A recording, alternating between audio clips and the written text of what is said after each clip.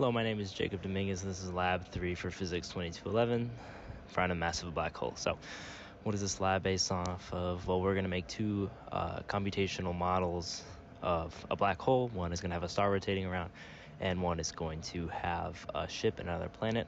A majority of the lab is based off of Newton's force for gravitation, which is F equals g mm over r squared times the negative r hat.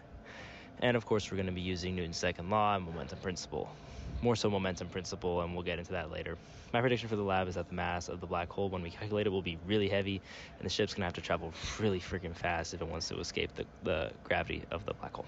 So what's happening here, using GlowScript, I created a star that revolved around the black hole, non-constant velocity. The only force on the star was the gravitational force coming from the black hole. This force could be calculated using different kinematics equations and stuff. Setting up these equations in GlowScript, I just plugged in the force for gravity and found the black hole. There was another computational model, and this one used a ship and a planet traveling around there as well.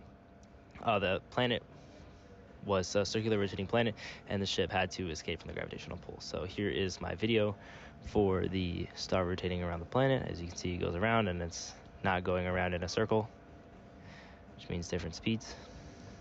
And here we are. There's our second video for part 2. You can see that the ship does in fact escape the velocity or the gravitational pull of the black hole in the middle.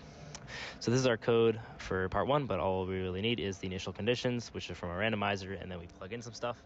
And then the forces, we plug all the forces in and calculate some dp/dt stuff, the change of momentum, rate of change of momentum. Then we calculate the mass of the ball using the force due to gravitation equation. Here's our code for part 2, but again, all we really need is here the initial conditions. We use kinematics equations to solve for the velocity and position vectors using position update formulas, are one of the big ones. And then the motion of the ball is really just based off of, again, the position update formula. And our speed assumption, we're just going to test it, and we're going to plug and play with different values until we get what we want. So our data from the first model is completely computational. The star revolving around the black hole. A calculation from the previous slide shows the mass for the star. The different forces due to the different radii of the star's travel path is going to give us different values. So we have to take a mean, and that'll give us our 6.82 times 10 to the 35 mass of the black hole. So that's basically the same thing, but our system is the star because that's what we're looking at, and the surroundings is the black hole in this one. So again, we just plug in using sum of forces with dp/dt and just sum of forces by looking at the free body diagram, and then we can compare those.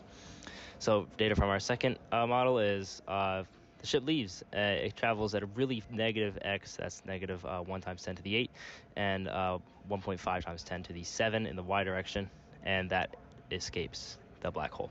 So then what's going on here, system, is the ship and the planet, but more so the ship. The planet's only analyzed in the beginning when we're trying to find initial vectors conditions for the planet. The surroundings is, the other two objects in the situation. So for the ship, the surroundings is the planet and the black hole, and for the planet, the surroundings are the ship and the black hole.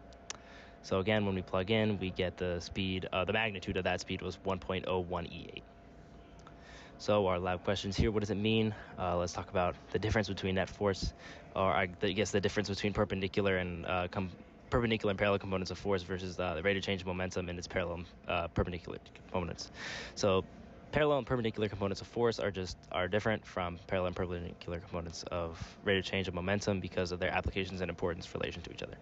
So the rate of change of momentum is generally more related to velocity, and we do calculus with it, and we have to do a lot of vector stuff, whereas we usually just find the parallel and perpendicular components of a force using a free body diagram, because that's just a portion of the force versus a rate of change of momentum. So what if we wanted our ship to orbit the black hole and also not crash into the planet? I did a lot of testing here, and I found a cool little slingshot motion. If we decrease the speed at which the ship travels towards the planet and increase the speed at which the ship is heading up, so it'll create like a little slingshot motion.